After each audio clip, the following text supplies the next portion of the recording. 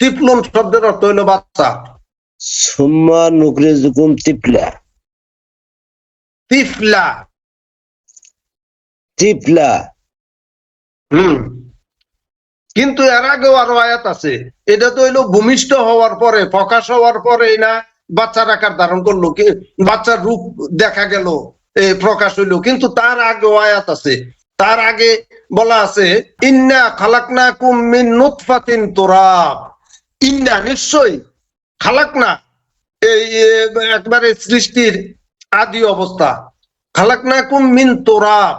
ওই যে গতকালকা শহীদ বাজানে নীর এবং নূরের আলোচনা চাইছিল, এই নীর এই পানিটার সৃষ্টি হয়। ইন্না খালাকনাকুম মিন তুরাব, ইন্না খালাকনাকুম মিন নুতফাতিন তুরাব। নুতফা শব্দের অর্থ পানি, তুরাব শব্দের অর্থ পানি। এই পানি হলো বিশেষ পানি, সাধারণ এই পুকুর ফুসকুনির খাল বিলের বা মেশিনের উডাইনা ফিল্টারিং পানি এই পানি না, এটা হলো বিশেষ পানীয়।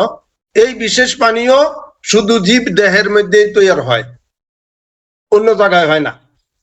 তো ওই মন রে যদি এই হাওয়ার করে বাঁধ দিয়ে ধরে রাখতে সক্ষম হন, তো ওই মন যদি আপনার গড় থাকে, এই মনের ভিতরে সব দিয়ে রেকর্ড আছে। লৌহে মাহফুজ মস্তিষ্কের ভিতরে, মাইন্ডে, এটা লৌহে মাহফুজে সবকিছু সংরক্ষিত আছে। আর ওইদিকে কানেকশন লাগাইতে পারলে মনে রাহন লাগে না, ওই যখন যেটা প্রয়োজন হয় তখন ওইটা মনের মধ্যে অটো চলে আসে। জয় গুরু। জয় গুরু বাজান। আসলে আমাদের আমিত্ব থেকে তো বিভিন্ন ধরনের ডালপালা গজায়, আমিত্বটুকু শেষ করলে কিন্তু ওই দিকে মন আর আমিত্বের দিকে আর দাবিত হয় না। তো যখন গুরুমুখী অর্থাৎ মানে একমুখী হওয়া যায়, তখন আর কোনো কিছু মনেও রাখতে হয় না, ওই প্রশ্ন করার সাথে সাথে ওগুলা রেডি থাকে। আসলে বাবা তো মুখস্থ করে তো এখানে আলোচনা করতে আসে না, যখন আমরা প্রশ্ন করি তখন এগুলি প্রস্তুত হয়ে যায়। জি বাবা, জয় গুরু। জয় গুরু। জয় গুরু, জয় গুরু। আল্লাহ পাক আদম সৃষ্টি করছে আগুন, মাটি, বাতাস, নূর, এই সাফার নূর। আল্লাহ পাক যেন আঙ্গর দেহরা এই মাটিটা দিয়ে তৈরি করে থেকে মাটি যেন আনছে, কিরম কোন আহাল টাহাল আছে নাকি এই মাটির মধ্যে? যদি আহাল থাকে বাবা, তাহলে আহাল গুলি কি করা হয়েছে না, এটা ফিনিশিং করে আঙ্গর বানাইছে, এটা লইয়া যদি বাবা একটু দু একটা কথা। এক লাইন কই আমি বাহিরা বাবা কইব।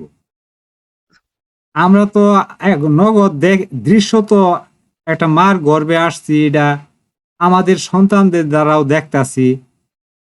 আমরাও কোনো মার ঘরে আসছি, আবার আমার সন্তানরা আমার চোখের সামনে দৃশ্য তো তার মার ঘরতে হয়েছে। এইটা দেখার পরেও এখন যদি কই যে মাড়ির কথা, এটা কিন্তু বাবা বহুবার বলছে যে রূপান্তর করা মানে সৃষ্টির নির্যাস থেকে আমরা যে বিভিন্ন ধরনের খাবার গ্রহণ করতেছি, সমস্ত সৃষ্টির নির্যাস থেকে মানে রক্ত তৈরি হয়, এই বিষয়টা কিন্তু বাবা বলছে। যাই হোক, বাকিটা যদি বাবা বলে। জয় গুরু। বাবা আদম আলাইহিস সালামকে তো আল্লাহ পাক নিজে তৈরি করছে, যেমন এবং আগুন, মাটি, বাতাস, নূর, ওই দৃষ্টিতে এই কথাটা বলছে। আমনেরও তৈরি করতেছে, আমনেরও তৈরি করতেছে, আমগরের সবারে তৈরি করতেছে। এই যে ফ্যাক্টরি, এটা কিন্তু ফ্যাক্টরি, এখানে তৈরি করা হইতেছে। আর এই যে বিষয়টা মানে মাটি দ্বারা কোন ফায়া কোন শব্দ দ্বারা কিন্তু বা অথবা কোনো মাটি দাহিরে বানাইছে, এটা আমরা কোনো হানো পাই না। যদি কারো জানা থাকে দয়া করে বলবেন। জি বাজানের প্রশ্নটা তো সুন্দর প্রশ্ন। আমি তো আসলে কই না যে আমার শহীদ বাজানে হইলো খতরনাক প্রশ্ন লইয়া ইয়ে। জয় গুরু, জয় গুরু। বেটারও দোষ নাই, কারণ বেটার কাছে না দিল এই বেটা কি করব, এই জন্য বেটায় আপনারা কান্দ তুলে দেয়, এই আর কি। বিষয়টা হচ্ছে একটু ওই মানুষ মাটি দিতেন গেছেন কিনা ওই জায়গাটা একটু খেয়াল করেন। আমাদের মুসলিম সমাজের মানুষ যখন মারা যায় তখন কিন্তু কবরস্থ করা হয়, যেখানে দাফন করা হয় ওই জায়গাটার নাম হইল কবরস্থান। এই কবরস্থানে যখন কবর রাখা হয় তখন কিন্তু একটা মন্ত্র পাঠ করে, একটা দোয়া পড়ে। এটা এই দোয়াটা হইলো মিনহা খালাকনাকুম অফিহা নুঈদুকুম ও মিনহা নুখরিজুকুম তারাতান উখরা।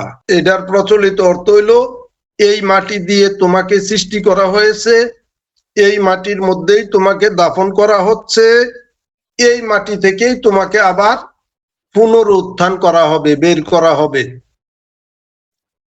তাহলে এখানে কাকে ইঙ্গিত করে, কে বলতেছে?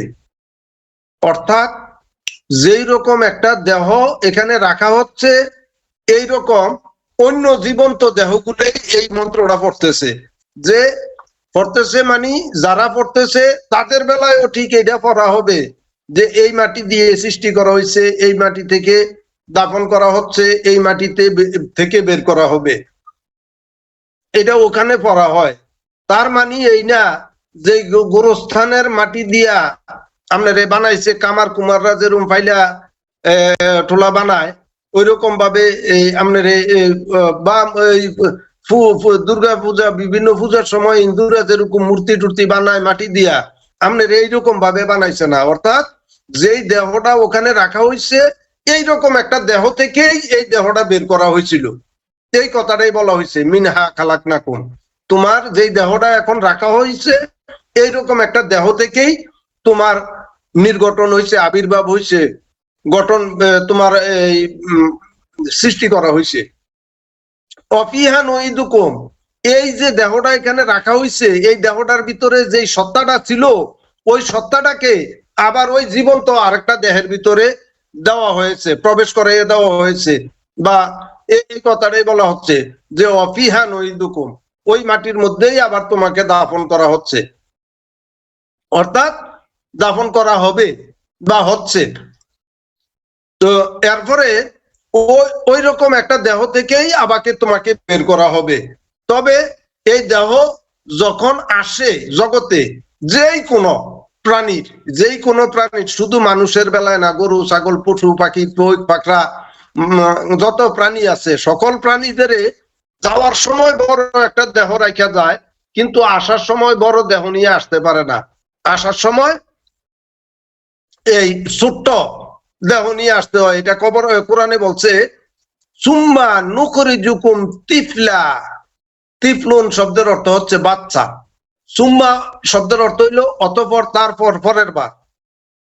নুখরিজু মানে খারিজ করা হয়, খারিজ করা মানে বের করা হয়।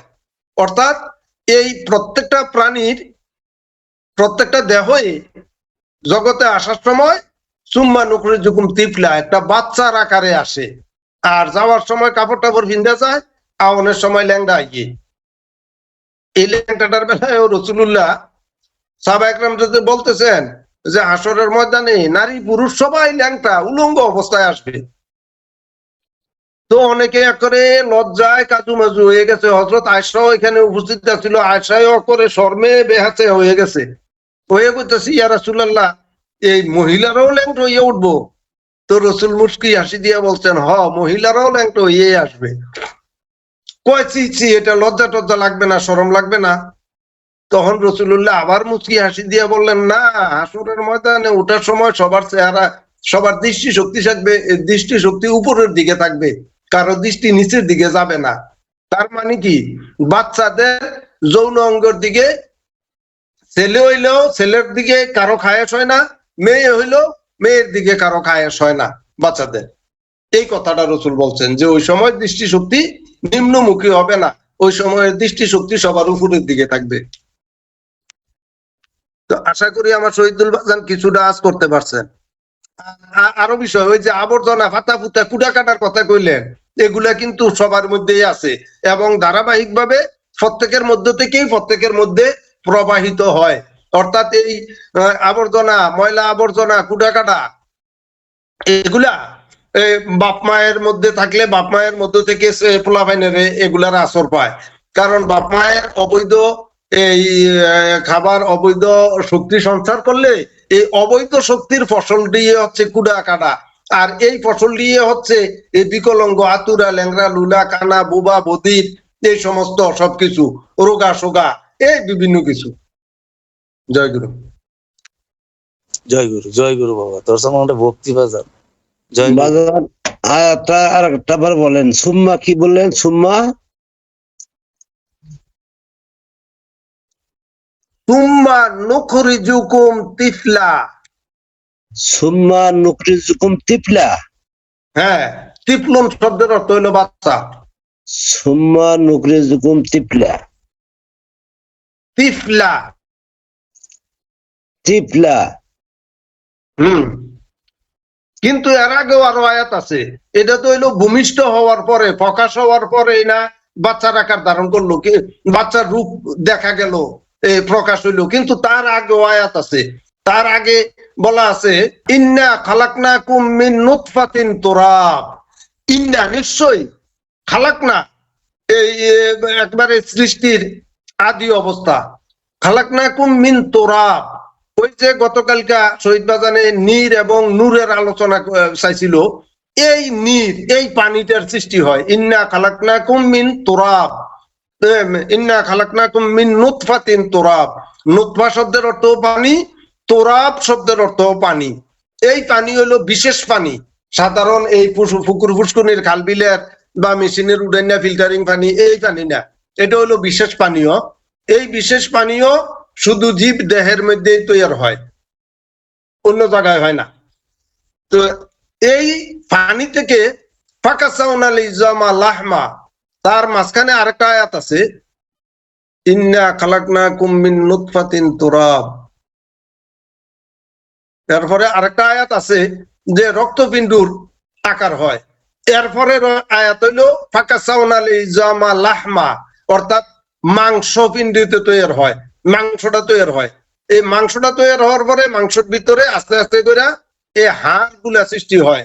হাড় গুলা সৃষ্টি হইয়া যখন দেহটা পরিপুষ্ট হয়, তখন হইলো সুম্মা নুখরিজুকুম তিফলা, একটা বাচ্চার আকারে বের করে দেওয়া হয়। অনেকগুলো সব বর্ণনায় আছে।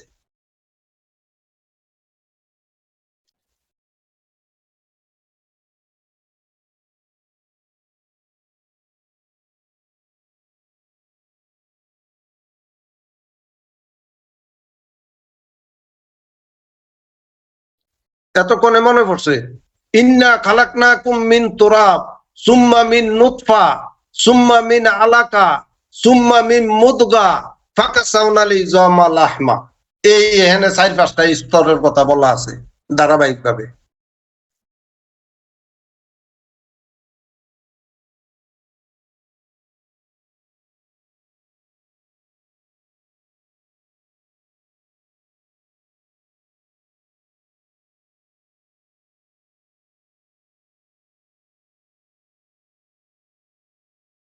কোভিড দেও আগে।